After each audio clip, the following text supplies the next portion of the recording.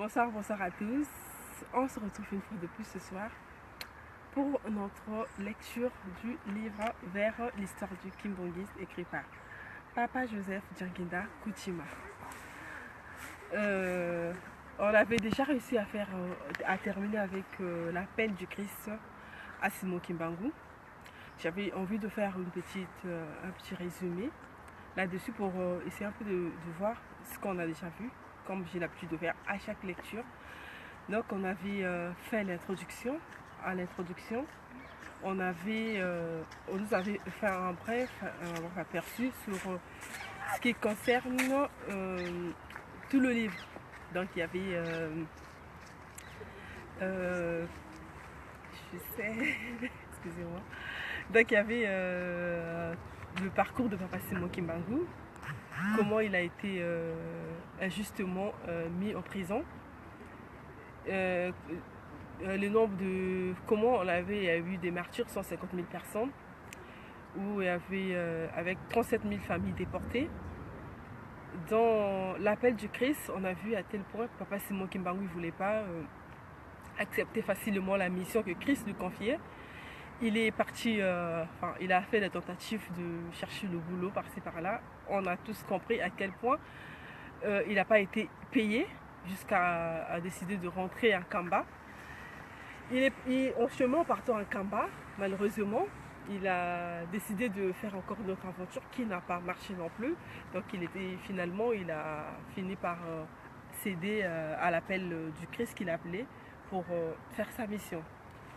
Donc on a vu tout ça et aujourd'hui on va entamer un nouveau chapitre numéro 2, qui a pour titre Réaction de contemporains au ministère de Simon Kimbangu.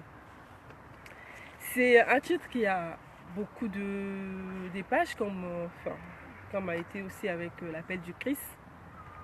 Mais on va essayer de faire partie par partie jusqu'à terminer.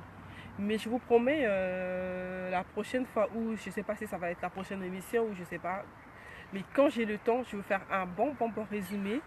Comme ça, je vais le raconter comme une histoire, parce que quand je fais la lecture, peut-être il y a des gens qui ne comprennent pas trop bien, ou bien je ne sais pas comment dire. Mais quand par rapport au résumé, où ça va aider, ça va nous aider tous, parce que parfois quand je fais la lecture, il y a des gens qui sont pas ponctuels à des missions. Parfois ils regardent l'émission, le premier titre, après ils sautent, ils regardent le quatrième, sans comprendre. Du coup, si je fais un résumé, ça va toujours nous aider pour la compréhension de l'histoire de Papa Simon Kimbangu. C'est très très important, car ce livre a été écrit par Papa Djanginda. Et aujourd'hui, on voit à quel point Papa Simon Kimbangu est parlé par-ci par-là. Donc il y a toujours, même depuis quand Papa Djanginda a écrit le livre, il a précisé que il y a des gens qui ont parlé n'importe quoi sur Papa Simon Kimbangu, ce qui n'a pas été le cas. Voilà pourquoi il avait écrit ce livre à base des messages que Papa Simon Kimbangu il avait écrit et tout ça, parce qu'il savait écrire, il écrivait, il avait gardé ses archives. Donc bref, sans plus tarder, on va commencer notre lecture sur le chapitre 2, comme je viens de le dire, Réaction des contemporains au ministère de Simon Kimbangu. C'est la page 42, excusez-moi, ça va être sur la page 42 pour les gens qui veulent le rechercher par eux-mêmes. Donc la lecture elle est la suivante. À la guérison de Kiatondo, excusez-moi, je préfère revenir encore parce que pour savoir où on s'est arrêté, parce qu'on ne peut pas commencer une phrase comme ça et ça peut peut-être embrouiller d'autres personnes. Donc, du coup, la toute dernière fois, c'était Simon Kimbangu. Je remonte encore un peu.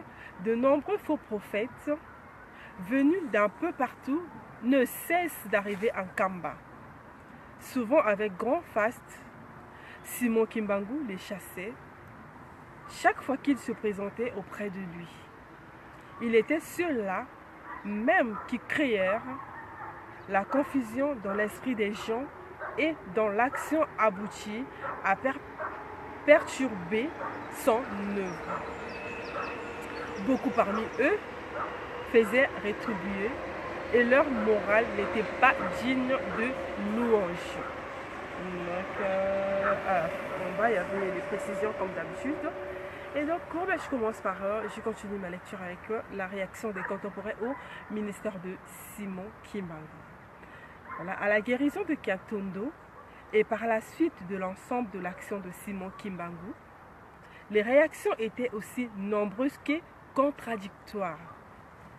L'afflux de population en Kamba n'en était que l'un de ses multiples aspects. Les fonds du prophète résidaient en ce que d'aucuns jugeaient ses développements sous un œil favorable, tandis que d'autres y étaient hostiles.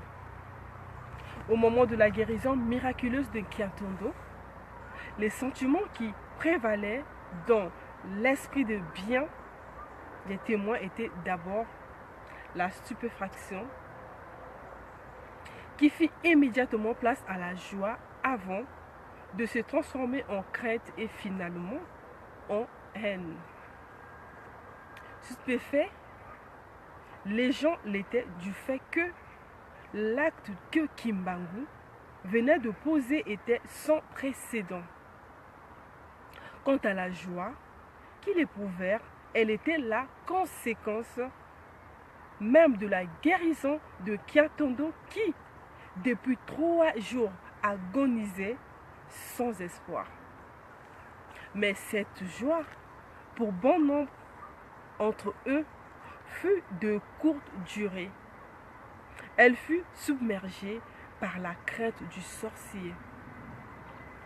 Comment en effet, par une simple parole, Kimbangu avait-il pu guérir une femme dans un état comateux? Kimbangu avait-il pu guérir une femme dans l'état comateux? Comment cela était-il possible si lui, comme l'avait pensé Kiatondo, n'était pas l'incarnation même des forces diaboliques? Excusez-moi. Ben ça, c'est la réaction humaine. C'est la réaction humaine après une guérison. Kiatondo, comme le dit le livre, qui était dans un état comateux, a été guérie par une simple imposition de main. À son réveil, elle a tout de suite dit, bah, c'est toi qui me fais du mal, parce que comment expliquer je suis là, ça fait un moment, on a tout essayé, ça ne marche pas, et tu viens subitement, tu m'imposes les mains, et voilà, et je suis guérie. Bah, ça veut dire qu'il y a un problème. Si c'est pas toi qui m'a rendu malade, bah, comment expliquer? Donc c'était ça en fait. Et les gens, après la guérison, ils étaient contents, oui, ouais, elle est guérie, mais après, ils se posaient des questions, ils avaient maintenant peur, mais il est sorcier ou quoi? Mais après cela, c'est humain en fait, c'est maintenant la haine qui a pris la place, comme on dit, l'amour et la haine, c'est juste un pas pour arriver à l'autre, donc c'est un peu ça. Et c'est ce qui est arrivé, ce qu'on est en train de nous raconter aux réactions des contemporains dans l'histoire vers de Simon Kimbangu et l'histoire de Simon Kimbangu, bien sûr, écrit par Rajani Narutima. Donc je vais continuer ma lecture en revenant un peu en arrière. Mais cette joie, pour bon nombre d'entre eux, fut de courte durée. Elle fut submergée par la crainte du sorcier. Comment en effet, par une simple parole, Kimbangu avait-il pu guérir une femme dans un état comateux? Comment cela était-il possible si lui, comme l'avait pensé Kiatondo, n'était pas l'incarnation même des forces diaboliques? Telle était la question que se posaient les badauds et les autres. À moins de donner de manière convaincante la preuve de la puissance divine dont il prétendait être en possession, il n'était digne que de la haine, du mépris et de l'hostilité de ses contemporains. Pour la grande majorité des villageois, généralement superstitieux, on admettait toutefois facilement l'hypothèse selon laquelle Kimbangu était l'agent du diable. Voilà, une fois de plus, comment l'homme il est. L'homme il est comme ça, donc on ne peut rien. Donc je continue. On ne comprenait pas pourquoi lui, et seulement lui, pouvait opérer des miracles au nom de Dieu. Alors même que les pasteurs blancs de Gombe-Lutete, dont il dépendait en tant que catéchiste, bien qu'infiniment plus versé que lui dans la Sainte Écriture, en était incapable. Alors qu'il se rendait un jour à Lukengo pour aller visiter sa cousine Marthe Mbonga, épouse de Kimbamana, Simon Kimbangu croisa en chemin le catéchiste, voilà qui l'apostropha. Alors qu'il se rendait un jour à Lukengo pour aller visiter sa cousine Marthe Mbonga, épouse de Kimbamana, Simon Kimbangu croisa en chemin le catéchiste, voilà qui l'apostropha avec mépris en ces termes. Salut, guérisseur et faiseur de prétendus miracles. Le mépris qu'il voyait à Simon Kimbangu était à peine voilé. Et Kimbangu lui répondit: tu ne veux pas que les gens soient guéris au nom de Jésus-Christ? Mais les Aïrois n'étaient pas les seuls à réagir à l'œuvre de Simon Kimbangu.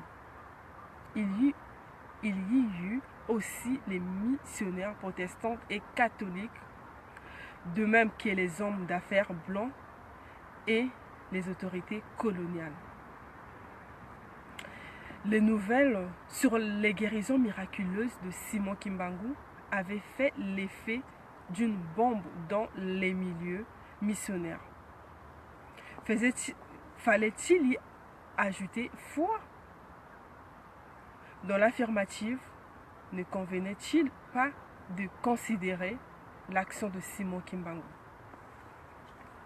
catéchiste rattaché à la station missionnaire de Gombe-Lutete, comme l'heureux aboutissement de 1001 peines qu'il s'était donné pour répandre l'évangile en cette terre d'Afrique.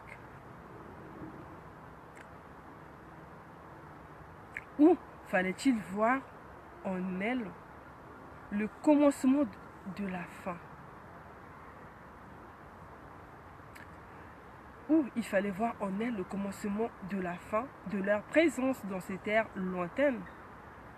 Il était trop tôt pour y répondre. Les nouvelles dont il disposait étaient imprécises, voire contradictoires. Progressivement, pourtant, la méfiance qu'on lui vouait commença à s'énuer en sympathie profonde. Que Simon Kimbangu ait obtenu son pouvoir de Dieu, cela était de plus en plus facilement admis. Les tendances, on le voit, commençaient à se renverser. Intéressant. Afin d'obtenir plus de précisions sur les événements de Nkamba, le 17 avril 1921, Jennings écrit à Simon Kimbangu pour lui demander de se présenter à Gombe-Lutete le 19 avril 1921. Simon Kimbangu arriva à Gombe-Lutete accompagné d'une suite qui comprenait sa femme Mwilo Marie, outre les révérends Jennings et Hilar, le diacre protestant Nlemvo, Manuel et Tetela prirent part à l'entretien. Donc, la veille, Kimbangu, c'est la femme, et avant de tourner la page, j'aimerais lire les précisions comme j'ai l'habitude de le faire tout en bas pour la compréhension. Ça peut toujours aider, ça peut toujours compléter ce qui est écrit ici en fait. Alors, Marthe Mbonga était la cousine de Simon Kimbangu. et Thérèse Mbonga, sa collaboratrice sacerdotale. Il y a simple coïncidence de nom. Dans la littérature coloniale belge, on orthographiait à tort Moala au lieu de Samuel Mvoala. Donc, c'est ça les précisions. Donc, avant de tourner la page, je vais lire la toute dernière phrase pour tourner la page. Pour passer à la page, en fait, 44. La veille, Kimbangu venait de ressusciter l'enfant de Mbwanda et Kenge, âgé d'environ 12 ans. À ses parents, Simon Kimbangu avait dit « Vous passerez la nuit ici, car demain, vous irez avec moi en Voula, c'est-à-dire à la mission protestante de Gombe Lutete. » Ceux-ci consentirent. Alors, à son arrivée à Gombe Lutete, il fut froidement accueilli par le révérend Jennings. Lorsqu'on lui pria de s'asseoir, il refusa et dut rester debout tout au long de l'entretien, au cours duquel ceux qui ne lui voyaient que haine et mépris l'avaient soumis à des tas de questions vexatoires.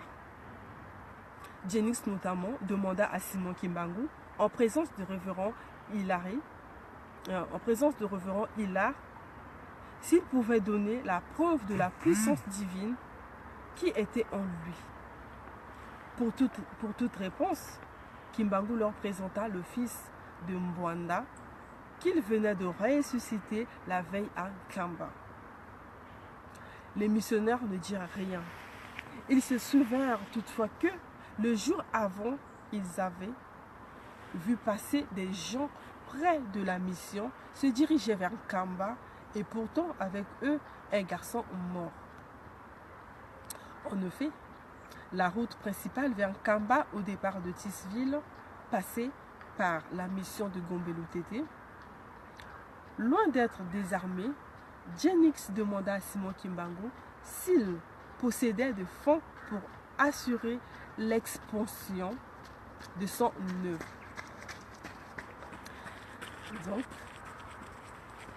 celui-ci répondit négativement,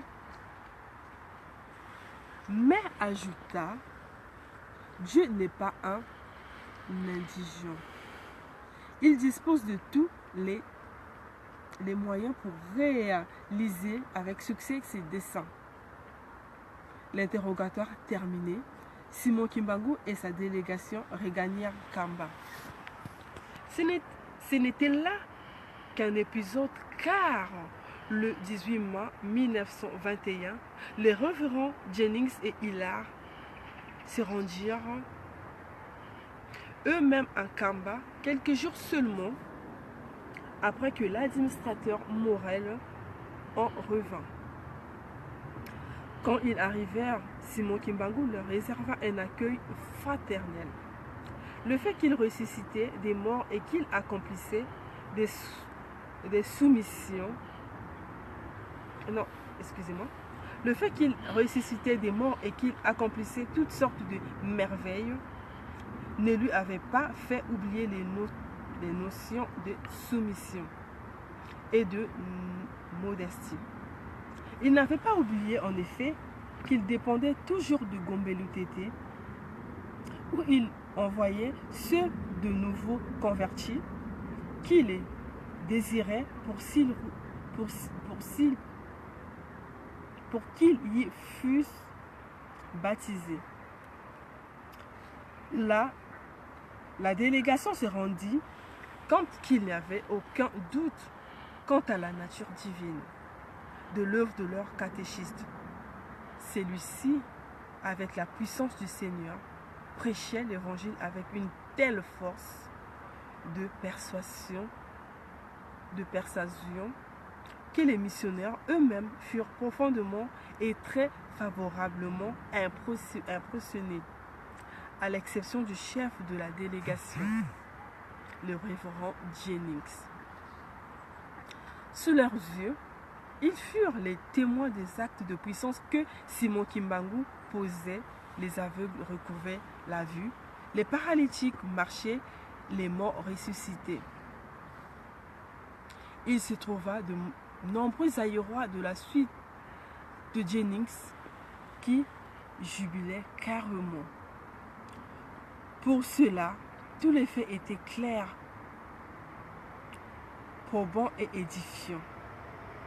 C'est de Jésus lui-même que Simon Kimbangu tirait sa force. Quant au révérend Jennings,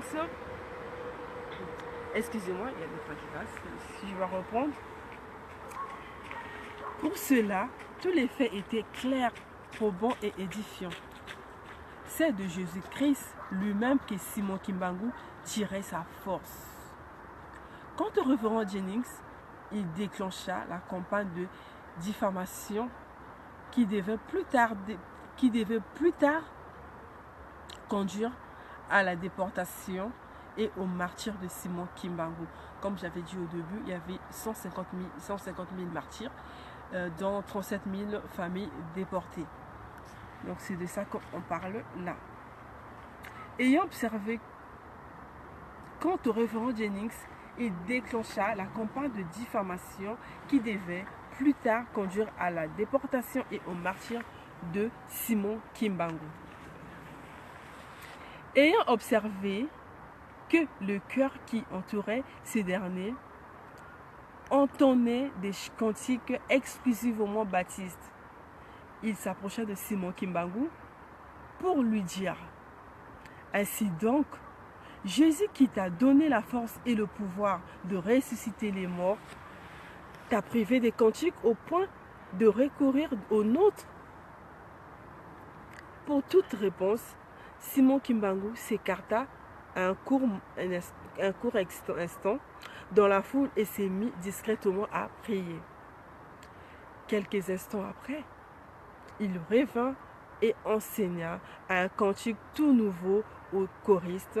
C'était le premier cantique kimbanguiste. Donc, je pense que la prochaine fois, je vais faire un effort de chercher cette première chanson parce que c'est quand même intéressant pour l'histoire de Simon Kimbangu. Dans ce livre, c'est pas écrit, on n'a pas écrit la chanson, au moins que ça soit en bas. Non, je pense pas. Donc, je vais avancer de recherche pour savoir c'était quoi cette première chanson. Mais s'il y a des gens qui connaissent la chanson, écrivez, mettez les commentaires, ça me fera plaisir parce que moi, personnellement, je ne connais pas. Mais c'est sûr, il y a des gens qui sont intéressés, qui aimeraient bien le savoir.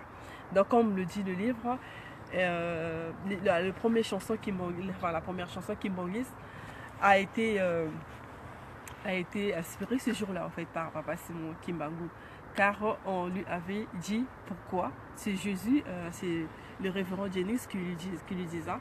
Pourquoi tu utilises nos chansons? C'est Jésus qui te donne la force de prêcher, le Jésus qui te donne la force de guérir les morts, les malades et tout comme ça. Il ne peut pas te donner les chansons à toi et tout. Et comme il avait l'habitude d'utiliser les chansons baptistes, comme le livre nous dit depuis le début, Simon Kimbangu n'avait pas l'idée de créer une église.